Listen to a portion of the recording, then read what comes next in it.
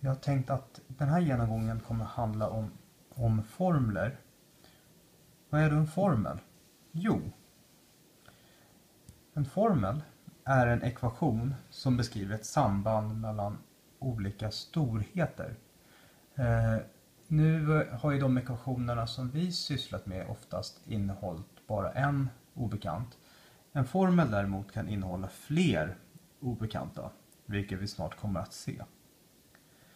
Men för att gå till den här beteckningen eller termen storhet, så är en storhet en egenskap hos ett föremål som kan mätas eller beräknas.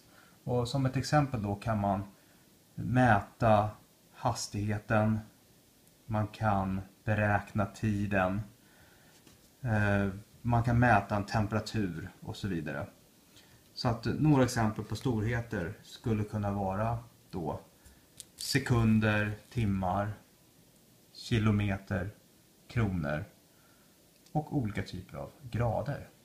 Graderna som visas här för övrigt är grader Celsius, vilket vi använder i Sverige och Europa, och grader Fahrenheit som man använder till exempel i USA. Här är ett exempel på en vanlig formel som ni kanske sett förut. Säg om jag har en sträcka, och sträckan brukar man ofta beteckna med bokstaven S.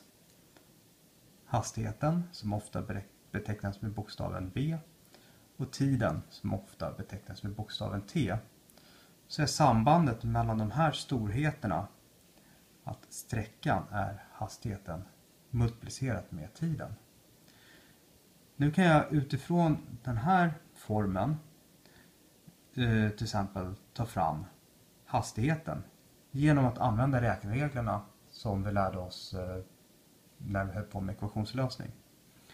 Så säg att jag vill då lösa ut variabeln v, alltså ta reda på hastigheten. Då kan jag ta min formel. Sträckan är hastigheten gånger tiden. Dividera båda leden med v. Kan jag förkorta bort v här. Det är 1 kvar. Då får att sträckan delat på hastigheten är lika med tiden. Alltså tiden är lika med sträckan delat på hastigheten. Jag kan också ur samma formel till exempel ta fram hastigheten, om det är den som är intresserad. Om det är den som är intresserad av. Alltså sträckan var ju hastigheten gånger tiden. Vill jag ha fram hastigheten kan jag dividera båda leden med tiden. Förkorta bort tiden. Så sträckan delat på tiden är hastigheten. V är lika med sträckan delat på tiden. Och om du tänker efter vilken enhet som man mäter hastigheter med, så har man sträcka delat på tid. Alltså kilometer per timme. Eller meter per sekund. Här är ett räkneexempel. Vi har ett telefonabonnemang och kostnaden K kronor för ett telefonsamtal där samtalet varit i 10 minuter beräknas med formeln K är lika med 0,23 T plus 0,45. Några saker som är viktiga här är att jag talar om vad varje variabel är för något. Kostnaden är K kronor. Då vet jag vad K står för i formeln. T är antalet minuter och då vet jag också vad T står för i formeln. Så då vet jag vad båda de här obekanta är. Och den första delen i uppgiften är att besvara frågan: hur mycket kostar ett samtal som pågår i 12 minuter? Det innebär att jag vill besvara frågan, alltså ta reda på K, kostnaden. Formeln är ju K är lika med 0,23 T plus 0,45. Tiden T är 12 minuter. Så att här gör jag då en översättning utav 12 minuter till något jag kan använda i min formel.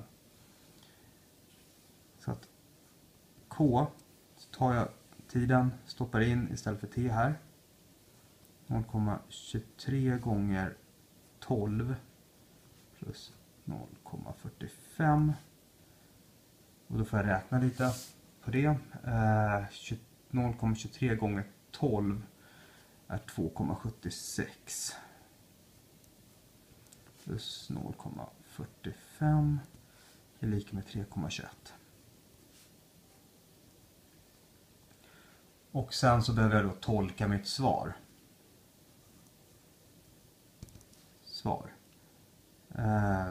Vad var frågan? Samtalets kostnad. Jo. Samtalet kostar 3,21 kronor. Nästa fråga då är: hur länge kan man prata för 5 kronor? Och det är ju tiden vi söker, alltså t i den här formen. Vi söker t. Och då, för att få reda på t så behöver jag då lösa ut variabeln t ur formen. Och det gör jag precis som när jag arbetar med ekvationer. Jag vill ha t ensamt. Jag tar bort 0,45 i både vänster och högerledet. Då får jag k minus 0,45 är lika med 0,23 gånger t. Och så dividerar jag båda leden med 0,23.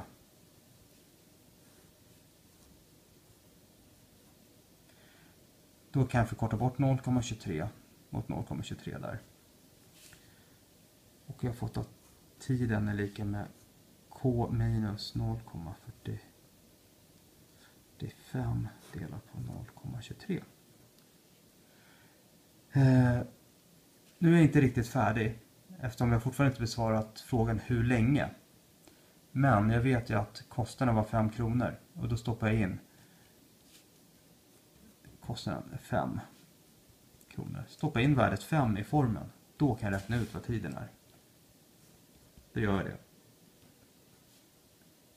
5 minus 0,45 delat på 0,23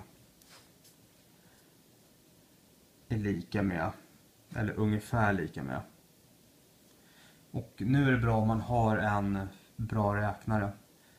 Slår man in det här på en Texas-räknare, då behöver du sätta en parentes kring täljaren. Annars kommer den att räkna fel. Men det kommer bli, om man slår in det, ungefär lika med 20. Och svaret då, jag flyttar upp lite grann här. Om jag tolkar då. 20 är ju hur länge man kan prata.